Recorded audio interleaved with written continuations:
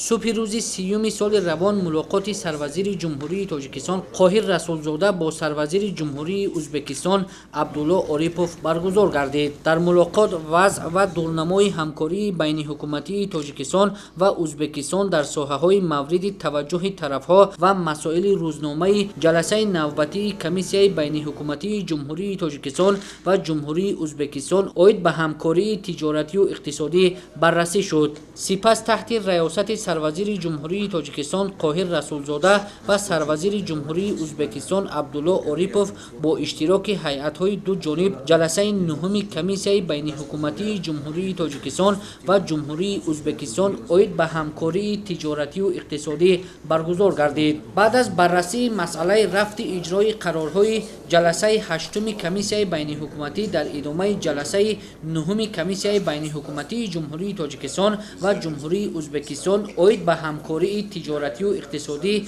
مسائل رشد من بعده همکاری بین حکومتی تاجیکستان و ازبکستان در ساحه‌های اقتصاد و تجارت، صنعت، سرمایه‌گذاری و فعالیت بانکی، نقلیات، آب و انرژتیکا، کشاورزی، گمرک، معارف و علم، فرهنگ، تندرستی و داروسازی، سیاحی، جوانان و ورزش، مهاجرت و شغل اهالی، اکولوژی و حفظ محیط زیست مورد بررسی قرار داده شد.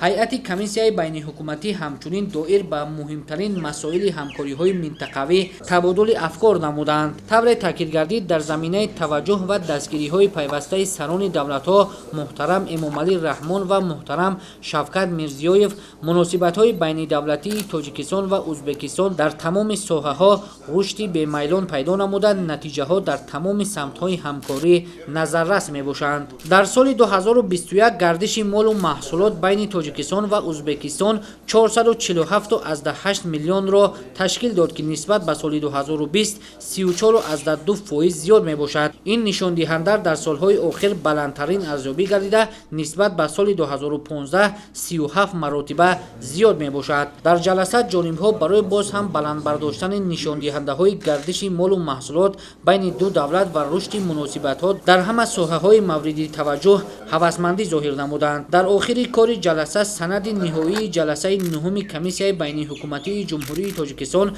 و جمهوری ازبکستان عاید به همکاری تجارتی و اقتصادی به امضا رسید. قرار داده شد که جلسه نوبتی کمیسیای بین حکومتی جمهوری تاجیکستان و جمهوری ازبکستان عاید به همکاری تجارتی و اقتصادی سال 2023 در شهر تاشکند برگزار می‌گردد. در حاشیه برگزاری جلسه نوبتی کمیسیای بین حکومتی تاجیکستان و ازبکستان عاید به همکاری تجارتی و اقتصادی، سروزیر جمهوری ازبکستان با فعالیت کارخانه استحصال آب‌های تشنه‌شکن و محصولات مشروباتی سیوما شناس شد. تاکید گردید که در کارخانه مذکور قریب 20 نمود آب‌های رنگی تشنه‌شکن بی‌گاز و گازدار، اینچنین مشروبات سپیرتی نیز استحصال کرده می‌شود. استحصال آب‌های خوش‌طعم سیوما کولا، سیوما افلیسون و سیوما نوک در ظرف‌های پلاستیکی به راه مانده شده، نمود ظاهری و صفت آن جوابگو به طلبات استانداردهای جهانی میباشد.